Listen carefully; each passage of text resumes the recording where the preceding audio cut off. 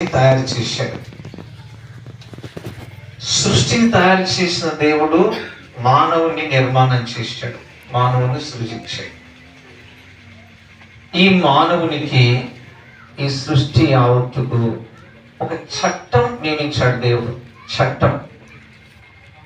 ఇప్పుడు మన భారతదేశానికి చట్టం ఉంది, ఉందా లేదా? ఎవరు రాశారు? Doctor B R Ambedkar. Doctor B R Ambedkar. B R Ambedkar garu మహానుభావుడు మంచి చట్టం రాశారు. మన దేశం అంతటికీ ఆయన రాసిన చట్టం చాలా అవసరం, చాలా అవసరమైన చట్టం. ఈ చట్ట ప్రకారంగా ఏ డిపార్ట్మెంట్ అయినా నడుచుకోవాలి, రాజ్యాంగం అయినా నడుచుకోవాలి. చట్ట ప్రకారము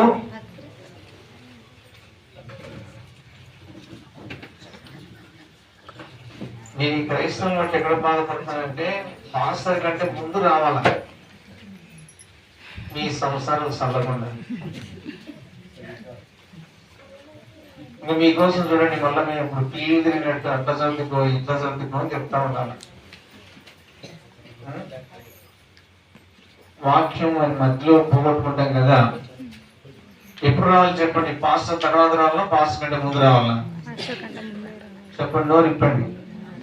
ఎప్పుడు రావాలి? ఎప్పుడు వస్తారు మీరు అందరు? పాస్టర్ వచ్చి మొత్తుకొని పాడి పాడి పాడి పండ్లు అరిగిపోయింటాయి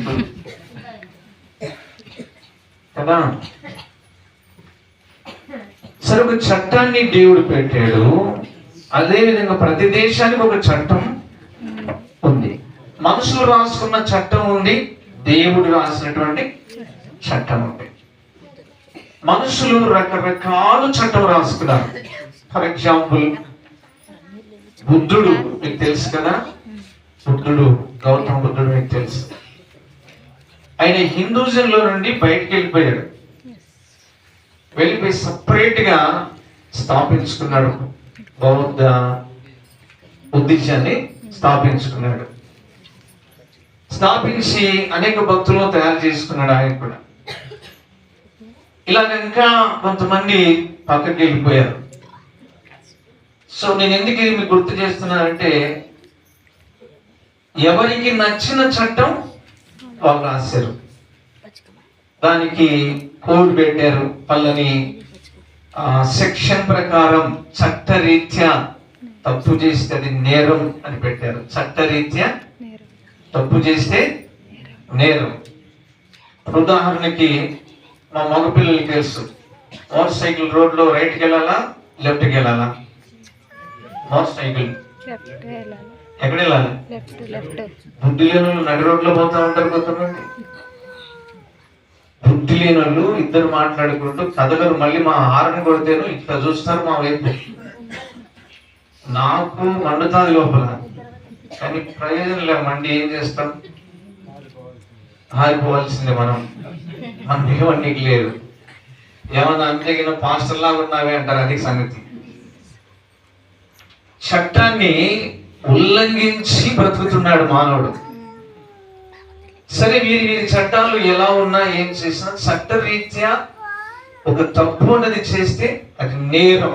అది ఎంతవరకు వెళ్తుంది?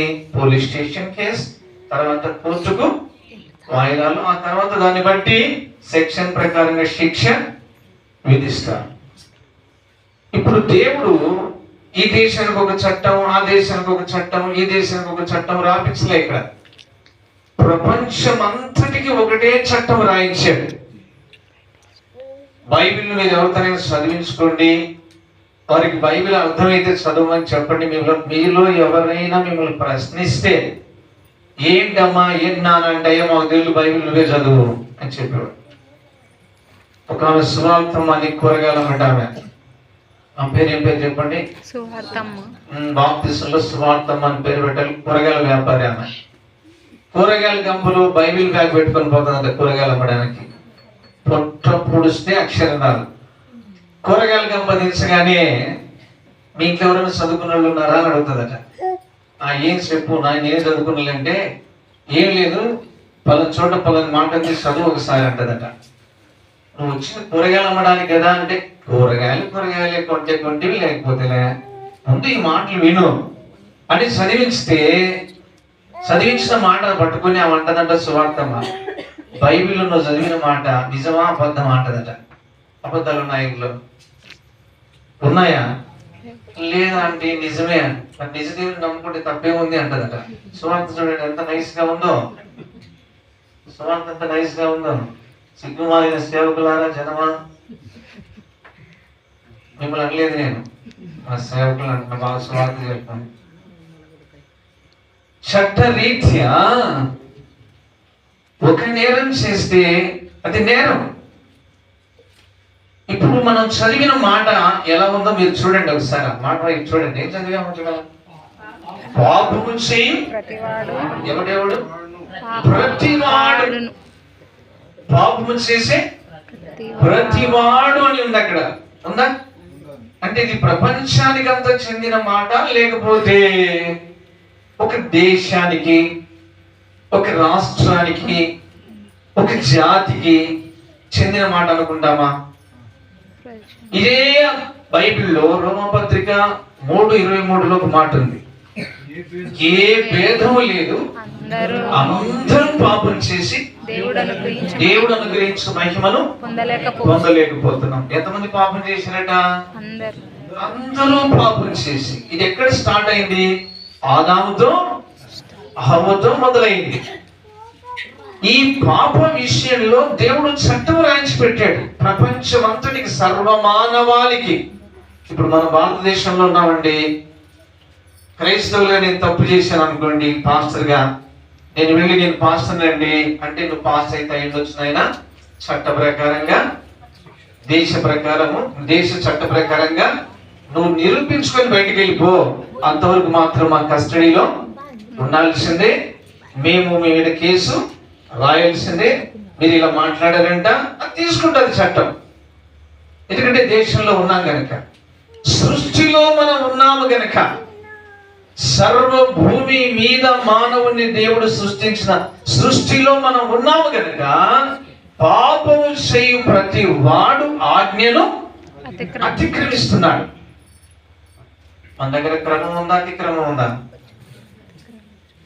ఒప్పుకుంటే ఒప్పుకోండి, లేదు మేము కరెక్ట్ అంటే కరెక్ట్ ఏం చెప్పండి. ఎందుకంటే మనం బయట కరెక్ట్ ఏం చెప్తుంటాం, చెప్పమా? చిన్న పిల్లలు పట్టుకొని ఏమీ తప్పు చేసావంట అంటే, ఎవరు చెప్పారు అంకుల్ నా మీద నీకు? నేను అట్లా మాట్లాడతానా? ఎవరో కావాలని నీకు అబద్ధం చెప్పారు కదా. మనము అతిక్రమాలు కప్పి పెట్టుకోవడానికే ప్రయత్నం చేస్తాను ఎంతసేపు. ఉన్న బైబిల్ అదే చెప్పాడు, అతిక్రమంలో దాచిపెట్టువాడు వర్ధిల్లడు, ఒప్పుకొని విడిచిపెట్టినవాడు దేవుని కనికరం పొందుకుంటాడు. మనం ఎక్కడో క్రమం తప్పాం. ఏంటి క్రమం తప్పడం అంటే?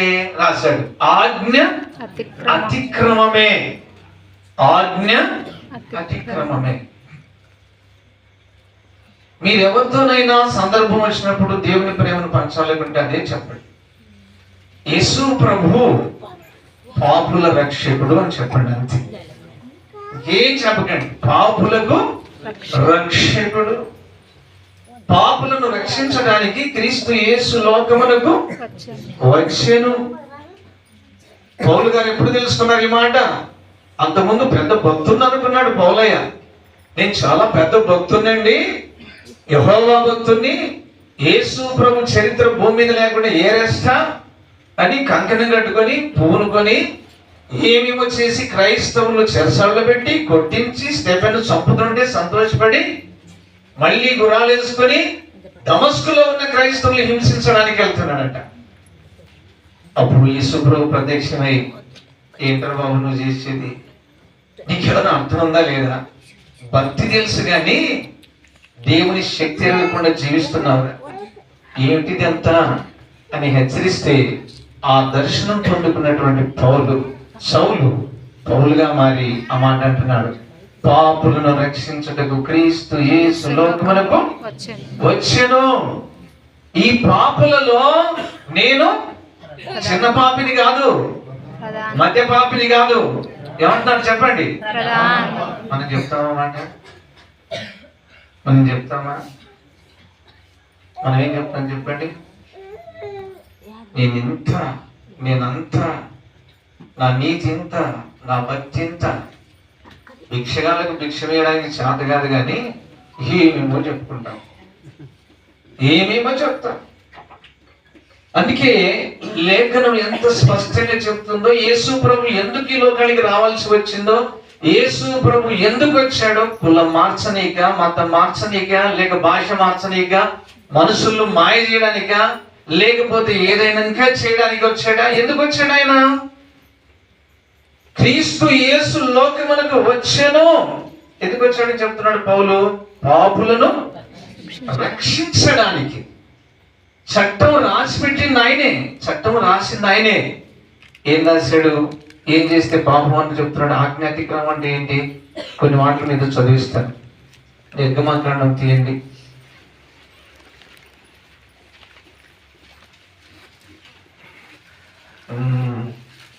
23వ అధ్యాయం. నిర్గమకాండం 23వ అధ్యాయం మొదటి మాటలు చదవండి. లేని వాడు తను పుట్టింపకూడదు. ఏం చదివితివమ్మా? లేని వాడు తను పుట్టింపకూడదు. ఏమి చదివితివా అమ్మా? అసలు వాక్యం కాదు తల్లి, మాట అడుగుతున్నా నేను. లేని వాడు తను పాస్టర్ గారి మీద చదవండి. మీ బైబిల్లో ఉందా? మీరు చదవండి. మీ బైబిల్లో ఉందా? లేని వాడు తను పుట్టింపకూడదు. ఓకే, మీరు చదవండి అమ్మా. మీ బైబిల్లో ఉందా? లేని వాడు తను పుట్టింపకూడదు. పుట్టించేది అది, మనం పుట్టించేదే అది. ఏది? లేని వాడు తను. జరిగింది 1, జరగనివి 99. జరిగింది 1. మీరు ఏమనుకోరు కదమ్మా, మీరే కదా ఏదో తోటలో మొట్టమొదటి పెట్టింది. కానీ మిమ్మల్ని సరి చేసుకుంటే మేము సరైపోతాం. అవ్వ పండు తిన్న తర్వాత తినేసిందట. ఇప్పటికే తినేసి తోటలో తిరుగుతుంది. ఎవరి కోసం? ఎవరి కోసం? ఆమె భర్త కోసం. ఎందుకు తిరుగుతుంది? తినేది కదా, తినిపించాలి. తింటానే కిక్కెక్కినప్పుడే తెలిసిపోయింది. ఇంకా లోపల ఉన్న పవర్ పోయింది. ఆమె మనోనేత్రాలు మూయబడ్డాయి, బాహ్య నేత్రాలు ఓపెన్ అయ్యి నీ దిగంబరి అని తెలుసుకుంది. ఆదాము కనపరిచాడు. ఏంటి, ఏం పనులు చేత పట్టుకున్నావు? ఏంది నీ వైఖరి అంత వేరుగా ఉంది? ఏం లేదులే అని. ఆ పనులేంటి? మనం ఎప్పుడు తిన్న పనులు కాదు కదా అవి, మనం తిన్నవి ఎప్పుడు కాదు కదా. ఇన్నేళ్ళు అయింది, 100 సంవత్సరాలు అవుతుంది. ఇప్పుడు ఆ పనులు ఎప్పుడు తినలేదు మనం. ఏం తిన్నాడు? ఏం లేదు, అది ఇది ఒకడు వచ్చి చెప్తే నేను తినేసాను, నువ్వు కూడా తినేయన్నమాట. నేను తినన్నాడు. ఏమన్నాడు? బైబిల్లో రాయబడలేదని మీరు అనుకోవద్దు. ఇవి 2 మాటలు రాసింటారు అక్కడ. 2 జరిగింటాయి. మీరు చెప్పండి. ఊరికి నిడిచిపెట్టింటదా? స్త్రీలు ఊరికినే వదిలేస్తారా?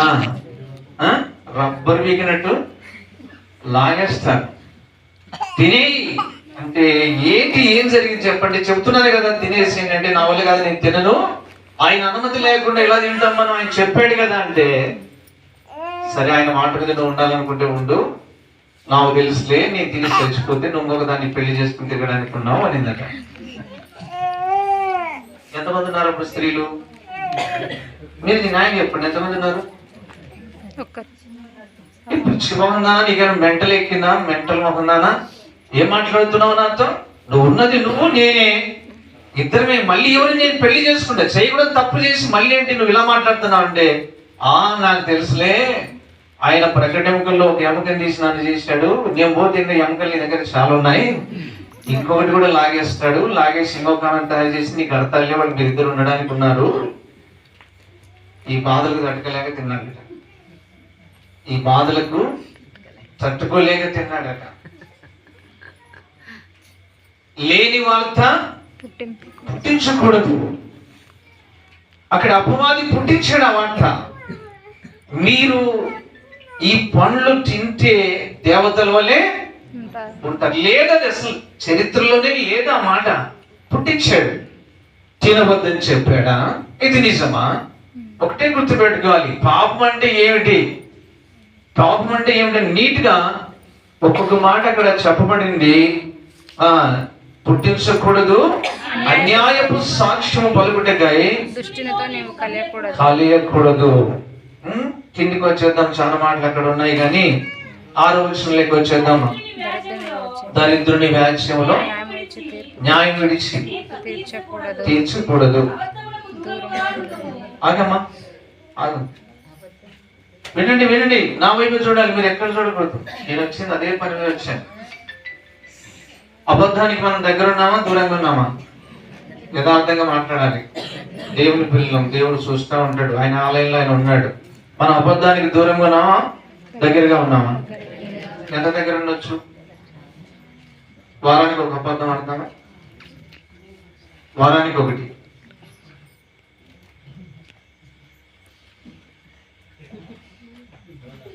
నా వైపు ఊరు వీరు చూస్తున్నా, చూడమని చెప్పింది నేనే. వారానికి ఒక అబద్ధం ఆడతామా? తేలిక కదా. ఆయన చట్టంలో ఏం చెప్తున్నాడు? అబద్ధమునకు దూరముగా నుండుము. 8వ వచనంలో అంటాడు, లంచము తీసుకొనకూడదు. అంగడికి పోయి రాకపోరానికి వీడు కూడా అడుగుతాడు లంచం. పాప కొట్టుకెళ్ళి మనం కొనక రాబోయే ఊరికి నేను ఎందుకు వెళ్తాను, నాకు ఒక 5 రూపాయలు కావాలి కదా. లంచం తీసుకొనకూడదు. ఇలాంటివి చాలా ఉన్నాయి, చాలా సంగతులు ఉన్నాయి.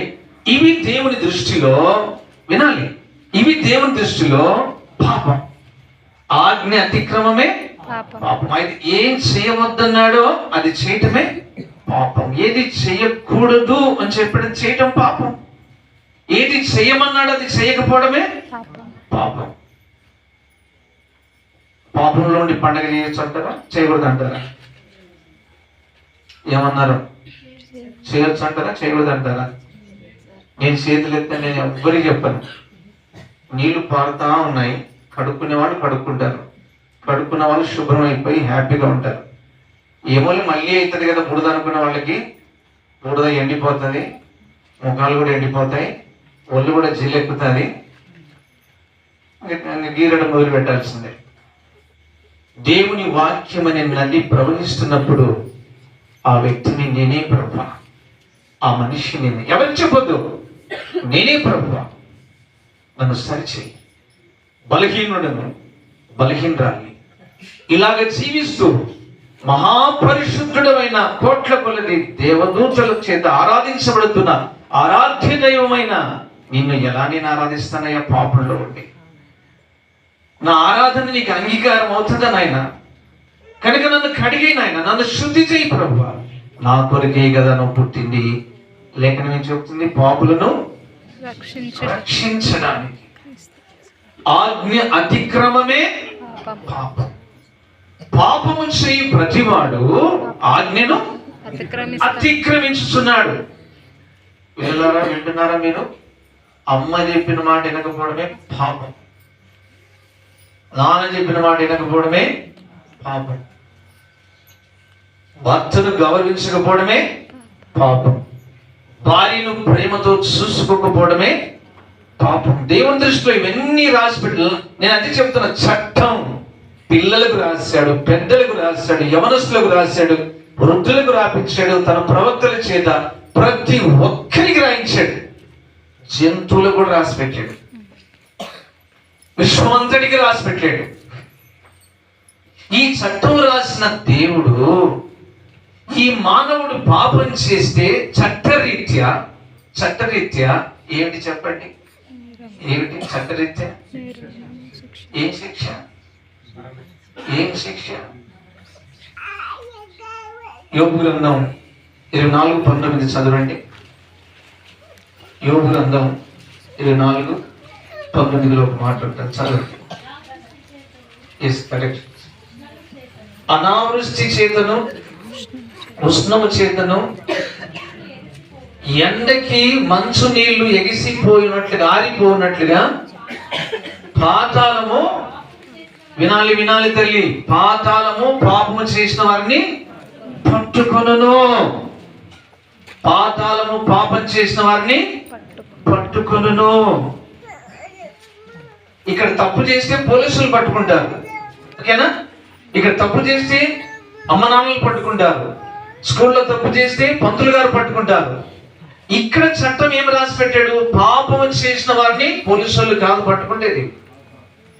రహస్య పాపం కావచ్చు, బహిరంగ పాపం కావచ్చు, పాపము చేసిన వారిని పట్టుకునేది పాతాళం. సమస్యలు, వ్యాధులు, కృంగుదల, వేదన, మనశ్శాంతి లేని జీవితం, మనిషిని కృంగజేసే జీవితం, మనిషికి జీవితం మీద విరక్తి తీసుకొచ్చేటువంటి జీవితం పట్టుకుంటాడు. చిలకలూరుపేట కొన్ని ఏళ్ల కిందట చిలకలూరుపేట దగ్గర ఒక బస్సు, అది మంచి విలువైన వ్యక్తులు ఎక్కినటువంటి బస్సు, అది లగ్జరీ బస్సు అనుకుంటాను. మామూలుగానే ఎక్కారు, ప్యాసింజర్ అనుకున్నారు ఇద్దరు వ్యక్తులు. బస్సు బాగా వెళ్తున్నప్పుడు రాత్రి పూట డోర్ క్లోజ్ చేసి ఒకడేమో కండక్టర్ దగ్గర నిలబడి ఇంకొకడేమో కత్తులు తీశారు. కత్తులు తీసి అందరి వైపు చూపించారు. మీ దగ్గర ఉన్నటువంటి కంప్లీట్గా ఇచ్చి ఇలాంటి పొడిచి చంపేస్తారు. ప్రాణం భయం చేత వాళ్ళ దగ్గర డబ్బులు బంగారం మొత్తం వలిసి ఇచ్చేసారు. ఇచ్చిన తర్వాత ఊరికి వెళ్ళిపోవాలి కదా, పెట్రోల్ డబ్బాలు పెట్టుకున్నారు దగ్గర. ఎక్కడ పెట్టారో పెట్టినారు. పెట్రోల్ అంతా పోసారు లోపల, డోర్ వేసి లోపల ఉంటే లోపలికి అగ్గిపుల్లకి వేసేసారు. కాలిపోయింది. పట్టుబడ్డారు. రాజు నుండి సెంట్రల్ జైలు తీసుకెళ్లారు. జైల్లో మరగిపోతున్నారు.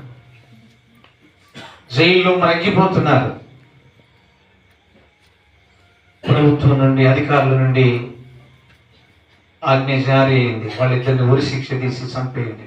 పలానా నెల 18వ తారీఖు ఉదయం ఇన్ని గంటలకంతా ఉరి శిక్ష తీసి చంపేయండి అని ఆజ్ఞ జారీ అయింది.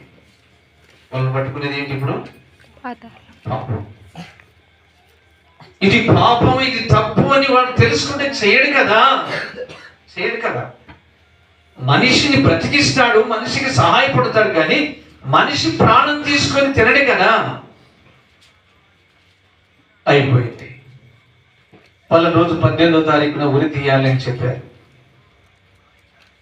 కడప పట్టణం నుండి ఆ ఉరి తేలిగ్గా తీసేటువంటి ఒక వ్యక్తిని తీసుకొచ్చారు ప్రభుత్వం తరపునే. ఆయన వచ్చి 16వ తారీఖు వాళ్ళిద్దరిని అడిగాడట. అంతకుముందు ఏం జరిగిందంటే, అదే జైల్లోకి ఒక ఆయన పర్మిషన్, జైలు సువార్త చెప్పడానికి పర్మిషన్ తీసుకున్నాడంట ఒక ఆయన. ఆయన పేరు ఏదో ఆచార్య అని వస్తారు. వెళ్ళి సువార్త చెప్పాడు ఆ జైల్లో. సిలువలో దొంగ ఈ విధంగా చివరికి పశ్చాత్తాపడితే యేసయ్య రక్షించాడు. ఆయన నమ్ముకుంటే తప్పకుండా శిక్ష నుండి తప్పించబడి రక్షణ కలుగుతుంది. శిక్ష నుండి తప్పించబడి రక్షణ కలుగుతుంది. మనిషి ఎందుకు పుట్టాడు? మనిషి దేని కొరకు పుట్టాడు? మనిషి ఎప్పుడు పుట్టాడు? ఎవరి కోసం పుట్టాడు అన్న సత్యాన్ని తీసుకుని ఆయన వాక్యం చెప్పి వాళ్ళకి వివరిస్తే వాళ్ళు పశ్చాత్తాపడి, మనిషిని చంపే హక్కు నీకు ఎవడిచ్చాడు? ఒక చీమను చంపితే బ్రతికించగలవా? ఒక్క చీమను తయారు చేయగలవా? వాళ్ళకు తెలియకుండా నీ వాక్యం చెప్పాడు ఆయన. వాళ్ళిద్దరూ ఏడ్చి జరిగిపోయింది, చాలా ప్రాణాలు తీశాము. మాకు యేసయ్య కావాలంటే బైబిల్ ఇచ్చారు. అయిపోయింది. వాళ్ళు ప్రభు నమ్ముకుని ఇద్దరు ప్రార్థన చేసుకుంటా ఉన్నారు. వాళ్ళిద్దరు కూడా, ఒక ఆయన పేరు కృష్ణ, ఇంకొక ఆయన పేరు ఏదో ఉంది, ప్రార్థన చేసుకుంటున్నారు. ఉరి శిక్ష ఖాయమైంది.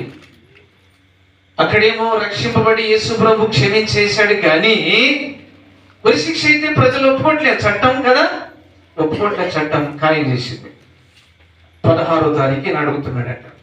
లాస్ట్ కోరిక ఉంటుంది ఎవరికి? ఉరికి స్తంభానికి ఎక్కే వాళ్ళకి, ఉరి కంబం లాస్ట్ కోరిక ఏంటో చెప్పండి అని అడిగారట. వాళ్ళిద్దరు అన్నారంట, మేమిద్దరము తండ్రి యొక్కయు కుమారుని యొక్కయు పరిశుద్ధాత్మ యొక్క త్రియేక దేవుడైన యేసు నామములో బాప్తిస్మం పొందాలి.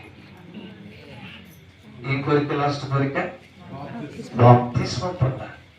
బాప్తిస్మం దేనికోసం పొందుతారు? పాప క్షమాపణ కొరకు. మేము నేరస్తులు దుర్మార్గులం అని అర్థమైంది. మేము ఇక్కడ జీవితం జీవించాము, చచ్చిపోయే లోపల ఇక పాపని ప్రభు రక్తంతో కడగబడి చనిపోవాలి. ఈ పాస్టర్ గారు అయితే వాక్యం చెప్పారో ఆయన్ని పిలిపించి ఆయన చేత బాప్తిస్మం ఇప్పించారు. 17వ తారీఖు మీ వాళ్ళని అందరినీ కబురు పెడుతున్నామని చెప్పి అందరినీ పిలిపించారు. చూసుకున్నారు, మాట్లాడుకున్నారు. ఇక మళ్ళీ లోపలికి రావద్దని వాళ్ళకి చెప్పారు.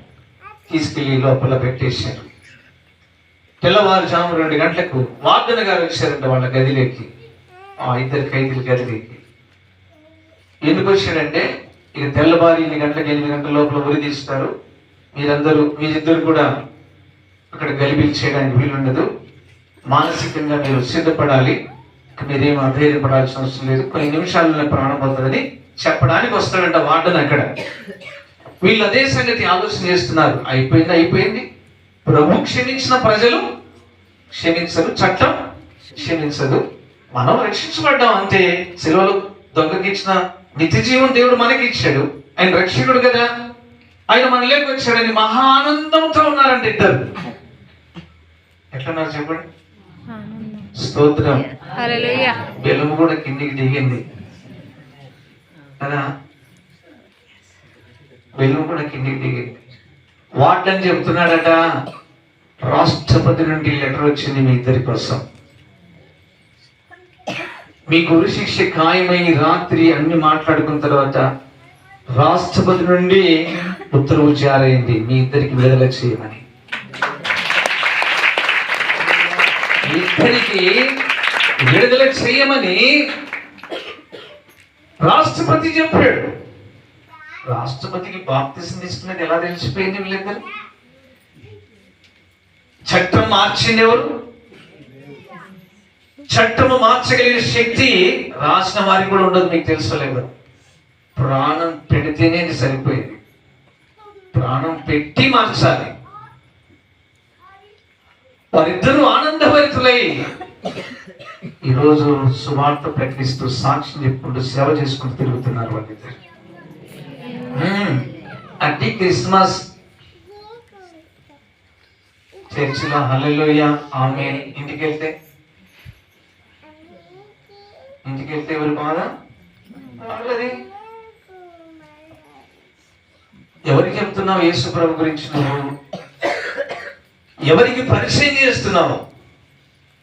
లోక పాపమును మోసుకొని పోవు దేవుని గొర్రెపిల్ల, ఆయన రక్తము దారపోసిన దేవుడు. ఈ పేదరికంలో మేము ఉన్నప్పటికీ, కష్టాల్లో ఉన్నప్పటికీ ఇంత ఆనందంగా బ్రతుకుతున్నామంటే యేసయ్య మమ్మల్ని శిక్ష నుండి తప్పించి రక్షణ ఇచ్చాడయ్యా. అమ్మా, మీరు కూడా ప్రభువును పరిపూర్ణంగా నమ్ముకొని మీరు నిత్య జీవం చేరండి. ఇది కులం కాదు, ఇది మతం కాదు, ఇది సంబంధమే లేదు. పాపము చేసే ప్రతి వారికి యేసయ్య కావాలి. తలనొప్పి వచ్చిన ప్రతి వారికి ఏం కావాలి? జెండు బాంబు కావాలి. కావాలా వద్దా? ఏ కులస్తుంది అది జెండు బాంబు? ఏ కులానికి చెందినదండి జెండు బాంబు? అది ఉందా? ఎందుకండి ఇంత వెరిలోకంలో పడిపోయాం మనం? ఎందుకంటే ఇలాంటి జీవితం జీవిస్తున్నాం? అందరికీ అన్నాడు. అక్కడ గొల్లలతో చెబుతున్న మాట కూడా అదే దేవదూత లూకాసు సువార్త 2వ అధ్యాయం. ఇదిగో ప్రజలందరికీ కలగబోవు మహా సంతోషకరమైన శుభవర్తమానము మేము నీకు తెలియజేస్తున్నాం. చప్పట్లు కొట్టి ప్రభువును స్తోత్రం, స్తోత్రం. ఎప్పుడైతే నీకు రక్షణ వస్తుందో నీకు రాష్ట్రపతులు కూడా సహకరించే కార్యం దేవుడు చేస్తాడు, అధికారులు సహకరించే కార్యం దేవుడు చేస్తాడు, బంధకాలలో నుండి విడిపిస్తాడు, శ్రమలలో నుండి విడిపిస్తాడు. విడిపించడానికే వచ్చింది రక్షణ అంటే. దాని అర్థం అదే, విమోచించుట. విమోచింపబడిన బిడ్డను కాపాడుట, పాతాళములో నుండి విమోచించుట, వ్యాధులలో నుండి విమోచించుట, రహస్య పాపంలో నుండి విమోచించుట. ఏ మనిషి ఎప్పుడు కావాలని పాపం చేయడానికి ఇష్టపడరు. తప్పు చేయాలని ఇష్టపడరు. తప్పు చేయించడానికి లోకం సిద్ధంగా ఉంది. ఎలా చేయించాలో లోకానికి బాగా తెలుసు. అపవాది నూరి పోస్తున్నాడు. పోసి ఏం చెప్తున్నాడు? అది చేస్తే ఏం తప్పుంది, ఇది చూస్తే ఏం తప్పుంది. అయ్యో మరింత కరెక్ట్ గా ఉండాలంటే సినిమాలు చూడకూడదంట, సీరియళ్ళు చూడకూడదంట, మొగిలి రేకులు చూడకూడదంట, ఇంకా చెప్పండి, కార్తీక దీపం చూడకూడదంట, వీధి దీపం చూడకూడదంట.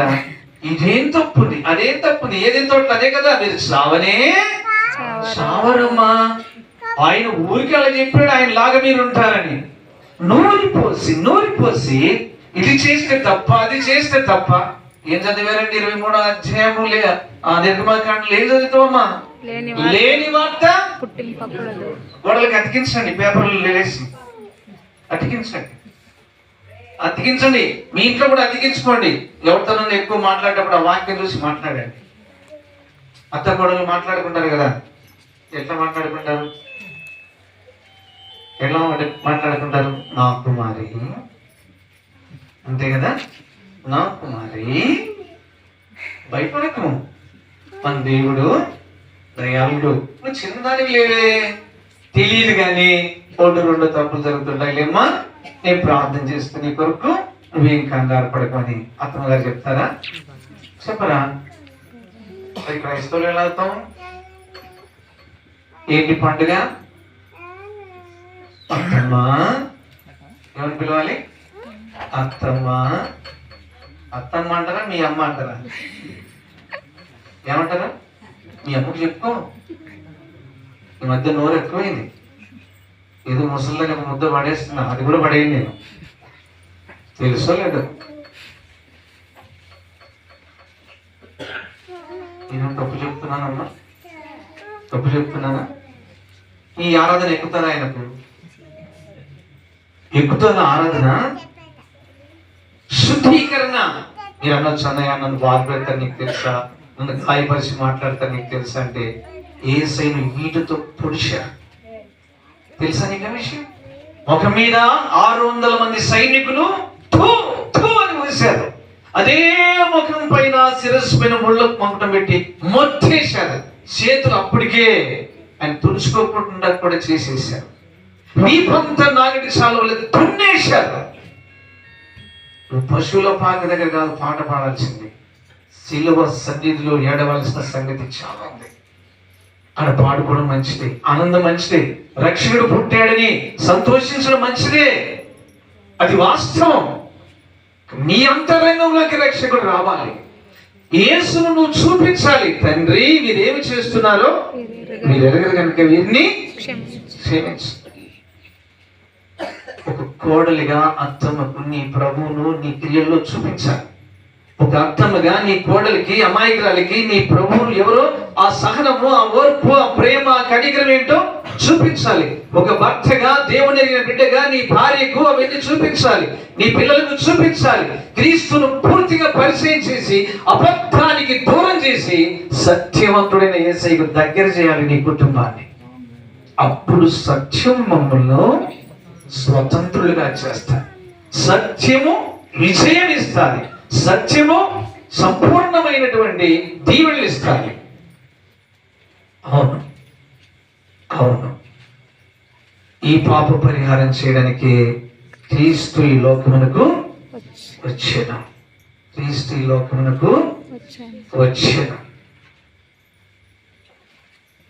ఈ సత్యాన్ని తెలుసుకొని రక్షింపబడిన మనం, రక్షణానందం అనుభవిస్తున్న మనం, ఇంకా ఎక్కడైనా పొరపాట్లలో నేను ఉన్నానా, ఇంకా నాలో తప్పిదాలు దొరుకుతున్నాయా, ఇంకా నాలో బలహీనతలు ఉన్నాయా వెతుక్కోవాలి.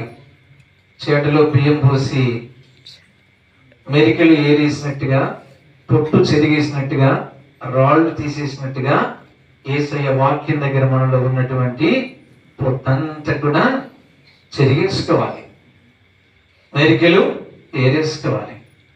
ఆయన ప్రేమను పరిపూర్ణంగా నింపుకోవాలి. అప్పుడు చూడండి, ప్రతిరోజు క్రిస్మస్ ఆనందమే. ప్రతిరోజు ఒకవైపు ఉంటాయి, నేను చెప్తున్నా, శ్రమలు ఉంటాయి, కష్టాలు ఉంటాయి, అన్ని ఉంటాయి.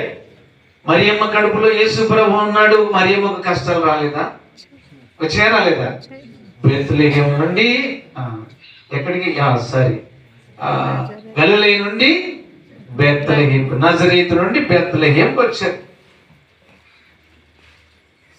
ఏ బస్సులో వచ్చారు? ఏ బస్సులో వచ్చారు? గాడిద మీద కూర్చోబెట్టుకొని వచ్చారు.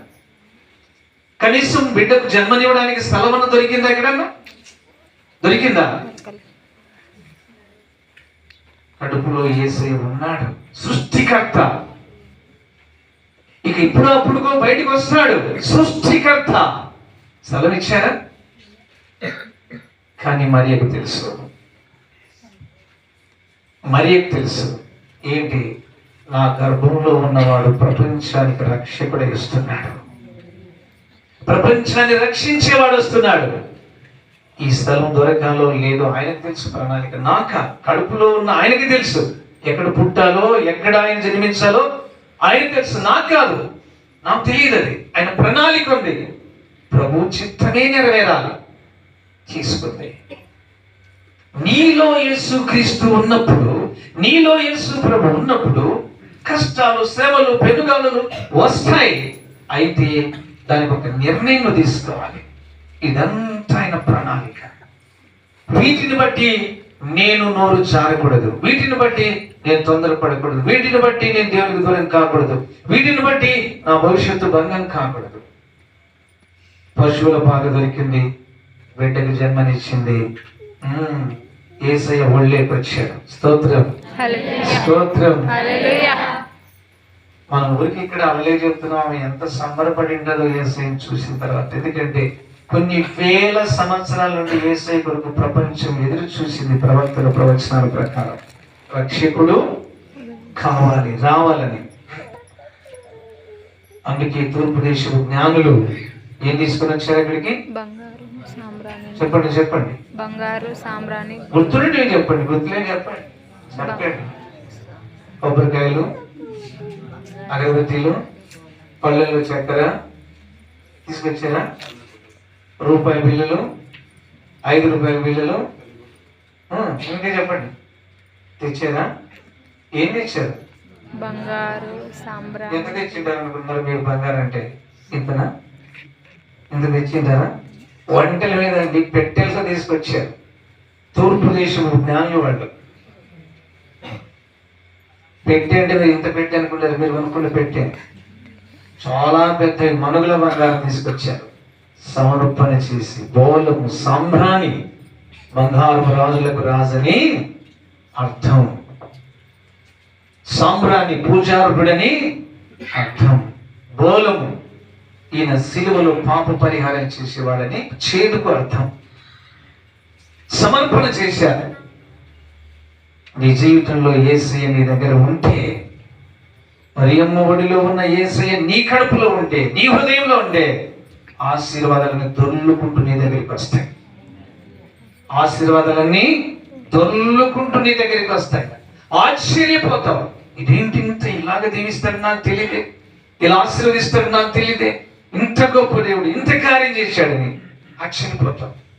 దానికి నువ్వు నేను చేయాల్సింది ఏంటంటే ఆజ్ఞలు గుర్తుపెట్టుకొని బ్రతకాలి. నేను చెప్పండి, గుర్తుపెట్టుకుంటే మనం ఆజ్ఞను అతిక్రమించడానికి వీలు పడదు. నా ప్రభు చెప్పిన ఆజ్ఞ ఏంటి, నేనేం చేయాలి, ఎలా ఉండాలి, అలా ఉంటూ క్రిస్మస్ ఆరాధన నువ్వు చేసినట్లయితే క్రీస్తు నీలో పరిమళ వాసనగా కార్యం చేస్తాడు. హల్లెలూయా, హల్లెలూయా. అప్పుడు క్రీస్తును నీ కడుపులో ఏముందో బయటకు అదే చెప్తావు కదా, నీ గుండెల్లో ఏముందో అదే చెబుతావు, నీ మనసులో ఏముందో అదే చెబుతావు.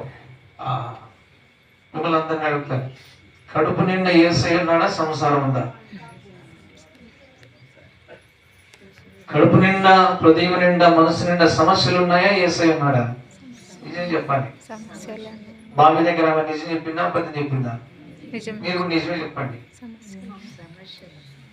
ఇట్లా పెట్టుకుని రక్షకుడు దయించినాడట, మన కొరకు పరమ రక్షకుడు దయించినాడట కదా. ఇంకొక ఆయన రాస్తాడు, మహాభక్తుడు, ఎందుకు రాస్తాడు చాలా అద్భుతం. చింతలేదిక ఏం లేదంట. ఈ నవంబర్ 25వ తారీఖు నుండి డిసెంబర్ 25వ తారీఖు వరకు పండు రాయి పెట్టడు వాడుతుంటారు భక్తులు. తెల్లవారుజాము లేసి యేసు పుట్టెను ఇంతగానో బెత్లెహేమందున. చింత లేదంట. ఎవరికి లేదు చింత? క్రీస్తుని గుండెల్లో కలిగిన వారికి లేదు. శత్రుకు మేషకు అబద్ధగోలు చెప్పారు ఆ మాట అగ్నిగుండం దగ్గర. నీకు ప్రత్యుత్తరం ఇవ్వాలన్న చింత కూడా మాకు లేదు. స్తోత్రం, స్తోత్రం. మా దేవుడు వేడిని కలిగి మండుచున్న ఈ అగ్నిగుండంలో తప్పించి రక్షించుటకు సమర్థుడు. నువ్వు చెప్పింది చేయాల్సిన అవసరం మాకు లేదు. చూద్దాంలే మీ దేవుడు ఎలా రక్షిస్తాడు కానీ తల వంచే ప్రసక్తే లేదు, చింతే లేదు. నాకు బైబిల్లో కనబడిన 3 భక్తులు తప్ప ప్రపంచంలో ఎవరు కనిపించిన చింత లేని భక్తులు. అంటే భక్తులందరూ చాలా మంది చింత లేని వాళ్ళే ఉన్నారు ఇక్కడ బైబిల్లో. మన భక్తిలో మాత్రం అదే ఇది ఇదే. ఎందుకు అలా జరుగుతుందంటే క్రీస్తు మనలో లేకపోవడం. అందుకే నెబుకద్నెజరు సింహాసనంలో కూర్చున్నాడు. ఈ ముగ్గురిని ఇద్దరిద్దరు బలిష్టమైన మనుషులు పట్టుకొని లోపల పడేశారట అగ్నిగుండంలో. బలమైన వ్యక్తులు ఇద్దరిద్దరు పట్టుకొని అటువైపు ఇటువైపు రెక్కలు పట్టుకొని ఇసుక పారేశారు. వేసిన 6 మంది కాలి చచ్చిపోయారు. ఇప్పుడు వింటారా? ఊడిపోయింటారు ముగ్గురు. ఏమైండాలి? వేసిన వాళ్ళు చచ్చారు తల్లి. నేను చెప్తున్న మాట బైబిల్లో రాయబడింది. వేసిన వాళ్ళు చనిపోయారయ్యా. ఇప్పుడు లోపల వేసిన పడిన వాళ్ళు చనిపోయింటారా బతికింటారా? ఏమైంటారు? హ్యాపీగా బావిలో తిరుగుతున్నారట. ఎంతమంది? ఎవరు ఆ 4 ఆయన? ఎవరు? మీ ఇంట్లో ఎంతమంది ఉన్నారు? మీ ఇంట్లో 3 4? మరి 5 ఆయన ఉన్నాడా? ఉంటే నెబుకద్నెజరు పిలుస్తున్నాడు, సైనికులారా, సేనాధిపతులారా, సహస్రాధిపతులారా, రండ్రా, నా కళ్ళు తిరిగిపోతున్నాయి, రండ్రా, నా ఒళ్ళంతా గుగ్గురుపాటైపోయింది, ముచ్చంటలు వస్తున్నాయిరా, వాళ్ళు చచ్చిపోయారు బలిష్టమైన మనుషులు 6. వీణేంటారు బాబు? అగ్నిగుండంలో తిరుగుతున్నారు. వారితో ఒక ఆయన తిరుగుతున్నాడు రా, పొడుగ్గా ఉన్నాడు, చుట్టూ ఇలాగ మెరిసిపోతా ఉంది, ఆయన ముఖ రూపము ప్రకాశిస్తుందిరా. వాళ్ళు 4 కలిసి తిరుగుతున్నారు. రండ్రా నాయనా. వేసింది 3 2? ఇంకో మాట తెలుసా? క్రైస్తవ జీవితంలో శ్రమలు ఎక్కువ ఉన్నాయంటే యేసయ్య మనతో ఉన్నాడు అని అర్థం. కొట్టండి.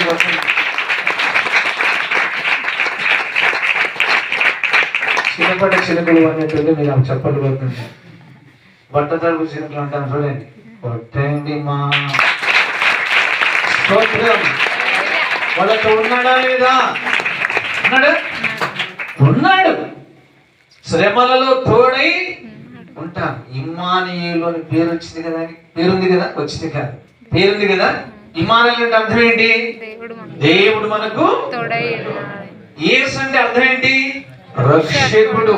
రక్షించిన దేవుడు నిరంతరము మనతోనే ఉండాలనే వచ్చాడు. ఎంతకాలం? ఎన్ని రోజులు? మనం చేసే తప్పులన్నీ భరిస్తూ ఉంటాడా? మనమే ఉండలేము.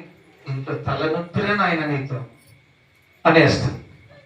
ఉన్నాడు వాళ్ళతో. ఇప్పుడు ఆయన పిలుస్తున్నాడు, శత్రుకు, మేషకు, అబద్ధగోయులారా, సర్వోన్నతుడైన దేవుని సేవకులారా, రండ్రా నాయన, బయటికి రండి. శుభ్రంగా 3 బయటకు వచ్చేసారు. 4 అయినా రాలేదు. ఇప్పుడు రాలేదే 4 అయినా. వచ్చిన తర్వాత సైనికులు చెప్తున్నాయంట, మీ ముక్కులు వాళ్ళ బట్టల మీద పెట్టి చూడండి నాయన, వాళ్ళ తల వెంట్రుకలు చూడండి నాయన, అగ్నివాసనం చూడండి, కాలేరేమో బొబ్బలు వచ్చేయమంటే సైనికులు, సహస్రాధిపతులు, సేనాధిపతులు పరీక్షించి చూస్తే తల వెంట్రుకల్లో ఒక్కటి కూడా కాలిపోలేదు.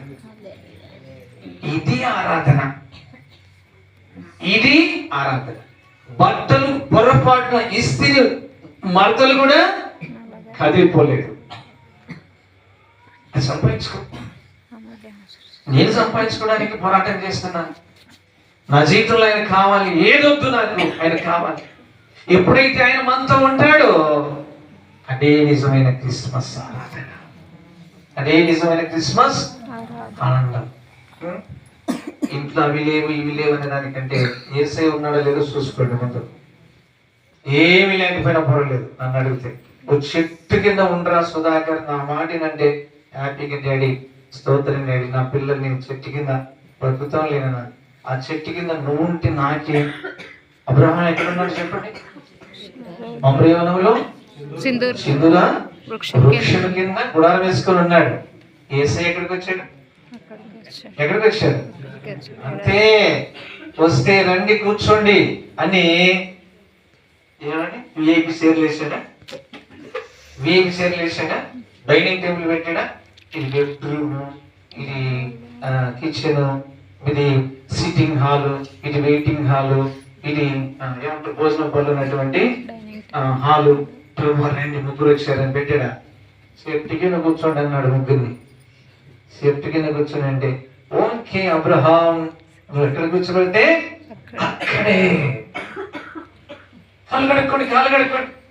అలాగే కొంచెం తినండి, ఇందుకోసమే కదా వచ్చారంటే మన భాషలో. మనం అయితే ఏమంటారు చెప్పండి అన్నాడికి? ఏం మాట్లాడతారన్న విషయం? ఏదో మంచి విశ్వాసాన్ని అబ్రహాం ఇంటికి మనం వస్తే తిన్నీకి వచ్చారంటాడు. పోదాం. దేవుడు అర్థం చేసుకుంటాడు, అర్థం చేసుకుని వెరీ హ్యాపీ కదా. అది క్రిస్మస్. ఎక్కడ జరిగింది క్రిస్మస్ చెప్పండి? యేసయ్య పుట్టక ముందంటే క్రిస్మస్ జరుగుతూనే ఉంది. పుట్టిన తర్వాత మీరు అనుకోలేదు పొరపాటున. అబ్రహాము పుట్టక ముందే నేను అన్నాను బాబు అన్నాడు. అబ్రహాము క్రిస్మస్ పండుగ ఎక్కడ చేసాడు చెప్పండి? మమ్రేవనంలో సింధూర వృక్షం కింద వాళ్ళని కూర్చోబెట్టి విందు భోజనాలు చేసేసి వెన్న పెరుగు తెచ్చి నిలబడి క్రిస్మస్ పండుగ చేశాడు.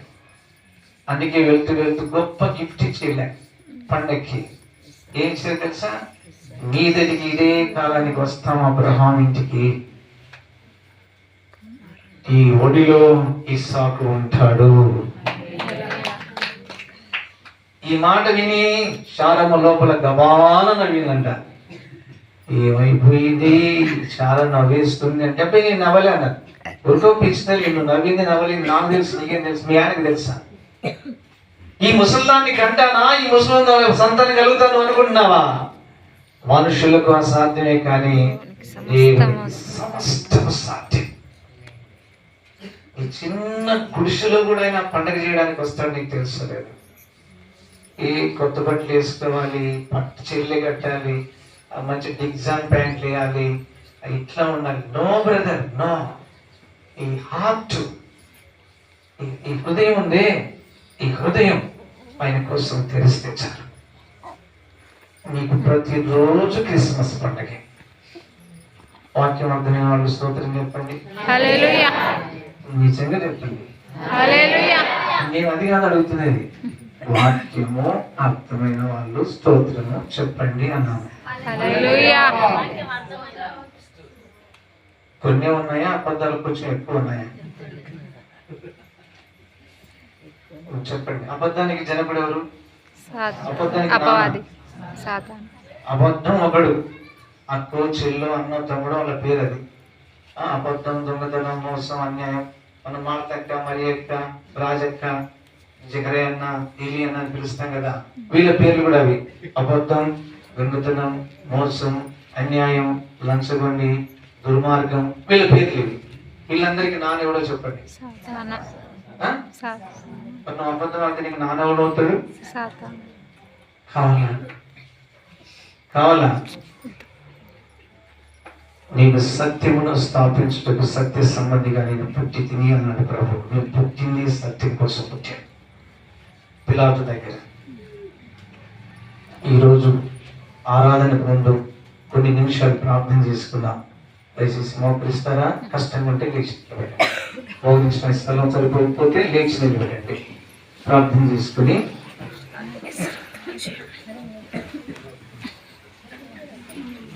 ఆరాధన కార్యక్రమంలోకి మనం అందరం వెళ్దాం. జాగ్రత్తగా ఎవరు మాట్లాడద్దు, సైలెంట్ గా పిల్లలు దగ్గర పెట్టుకోండి. అమ్మా మాట్లాడటం తల్లి, మనం విన్న వాక్యం ఏంటమ్మా? మనం ఎక్కడున్నాం? ఇంకా మనం ఏం చేస్తున్నాం? యేసయ్య నీ కోసమే నా కోసమే ఈ భూమికి నరావతారిగా వచ్చిన సంగతి మనం విన్నాం. ఆయన చట్టములో ఎవరు తప్పు చేసినా శిక్షించడానికి ఆయనకి ఇష్టం లేదు. చట్టము రాసింది ఆయనే, చట్టాన్ని తిరగ రాసేది ఆయనే. చట్టాన్ని తన రక్తంతో శుద్ధి తుడిపేసి, అందుకే అన్నాడు ప్రవక్తల ప్రవచనాలు నెరవేర్చడానికి వచ్చాను కానీ కొట్టివేనికి రాలేదన్నాడు. నీ మీద నా మీద రాయబడినటువంటి మోపబడినటువంటి నేరాలు, పాపాలు, తెలిసి చేసిన తెలియక చేసిన సకల దుర్నీతి కార్యములన్నీ కూడా యేసు రక్తంతో తుడిచి ఓ దేవుని బిడ్డవు కదా, మనం దేవుని బిడ్డలేం కదా. ఏమిటి ఇంకా బలహీనత? ఏమిటి ఇంకా బలహీనత? ఎందుకు ఇంకా పొరపాట్లు? ఆరాధించేటప్పుడు యేసయ్య సంతోషపడతాడా? ఆనందిస్తాడా? నా బిడ్డ నన్ను మంచి హృదయంతో ఆరాధిస్తున్నారని ఆయన సంతోషపరిచే ఆరాధన మన దగ్గర ఉందా? లేదు అంటే ఇప్పటికైనా మించిపోయింది లేదు. ఇంకా నిండు ఆవశ్యకాలు మనకి ఇచ్చాడు, ఆరోగ్యం ఇచ్చాడు. ఇప్పుడైనా మన జీవితాన్ని ఆయనకు అప్పగించుకున్నాం. కడిగి వేయమని చెబుతాం, పొరపాట్లన్నీ కడిగి వేయమని చెబుతాం. అదే పౌలు అన్నాడు, పాపులను రక్షించుటకు క్రీస్తు యేసు లోకమునకు వచ్చి ఈ వాక్యం పూర్ణాంగీకారములకు యోగ్యమై ఉన్నది.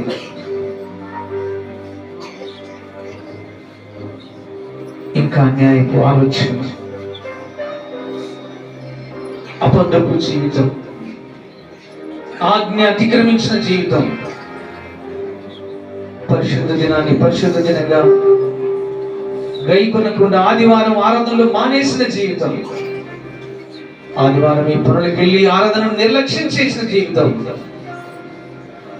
నీలో ఎక్కడైనా ఉంటే నేను నిన్ను ప్రేమతో బ్రతిమలాడుతున్నా. ఈ సమయం దాటుకొని వెళ్ళిపోకు. ఈ సమయాన శిరస్సు వచ్చు, రెండు చేతులు జోడించి నమస్కరించు. నేనే ప్రభువా, నేనే బలహీనుడును, నేనే బలహీనురాలి, ఆ పొరపాటు మనిషి నేనే. నీ ఆజ్ఞను అతిక్రమిస్తున్న వ్యక్తిని నేనే. నిన్ను ప్రేమిస్తే నీ ఆజ్ఞలు గైకుంటాను, నన్ను ప్రేమించిన వారు నా ఆజ్ఞలు గైకుంటారు. నన్ను ప్రేమించిన వారిని నేను ఆస్తికర్తలుగా చేస్తాను. నేను చేసిన వాగ్దానాలు నేను మర్చిపోతున్నాను. ప్రభువా, లోక చట్టం కాదయ్యా మాకు కావాల్సింది, సృష్టికర్తమైన నీ చట్టం కింద మేము జీవించాలి. లోక చట్టం మమ్మల్ని శిక్షిస్తుంది, అవమానపరుస్తుంది, అన్యాయపు తీర్పు తీరుస్తుంది, అబద్ధ సాక్ష్యాలు పెడుతుంది. నీ చట్టం మా పాపముల నిమిత్తం ప్రాయశ్చిత్త బలిగా నీవి రక్తము ధారపోసి ప్రాణం పెట్టా.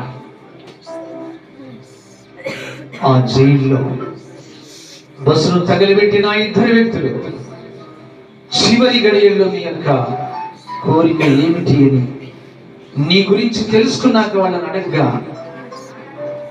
మేము బాప్తిస్మం తీసుకొని చనిపోతాం, బాప్తిస్మం కావాలంటే యేసయ్య కావాలని వాళ్ళు కోరుకున్నారు. బాప్తిస్మం అయిపోయింది. మరుసటి దినం 17వ తారీఖు బంధువులు మిత్రులందరూ వచ్చి బోరున ఏడ్చి చూసి వెళ్ళిపోయారు. ఇక కనబడకూడదు. ఆ రాత్రి గతించి తెల్లవారితే ఇక కొన్ని గంటల్లోనే వారు ఉన్న పాటున ఉరికంబానికి ఎక్కాలి. ఈ శిక్షను ఎవరు తప్పించలేదు. ఎవరి తరం కాదు, ఎవరి తరం కానిది. ఈ రక్షకుని వారు తమ పాపాలు ఒప్పుకొని నీచులమని, దొంగలమని, నరహంతకులమని, దుష్టులమని ఒప్పుకొని విడిచిపెట్టి బాప్తిసం పొంది రక్షింపబడ్డారు. రక్షకుడు ఎక్కడో లేడు, జైల్లో వాళ్ళతో కూడా ఉన్నాడు. ఆ జైల్లో వారితో కూడా ఉన్నాడు కనుకనే రాష్ట్రపతి చట్టం ఆయన మార్చేశాడు. వార్డు నుంచి చెబుతున్నాడు, అయ్యా నేను మిమ్మల్ని ఈ విధంగా చెప్పడానికి రాలేదు. ఇక ఉరి దీనిపోతున్నా రెడీగా నేను డ్రెస్ చేయడానికి రాలేదు. మీ ముఖమును ముసుగు కప్పడానికి రాలేదయ్యా. ముసుగు కప్పుకొని తీసుకుని వెళ్ళేవాడిని, నల్లటి డ్రెస్ వేసుకుని తీసుకుని వెళ్ళేవాడిని. కానీ నేను వచ్చింది ఇప్పుడు మీకు శుభవార్త చెప్పడానికి వచ్చాను. రాష్ట్రపతి నుండి మీకు ఉత్తర్వు వచ్చారు. మీ ఇద్దరికి శిక్ష కొట్టివేయబడింది. విడుదల.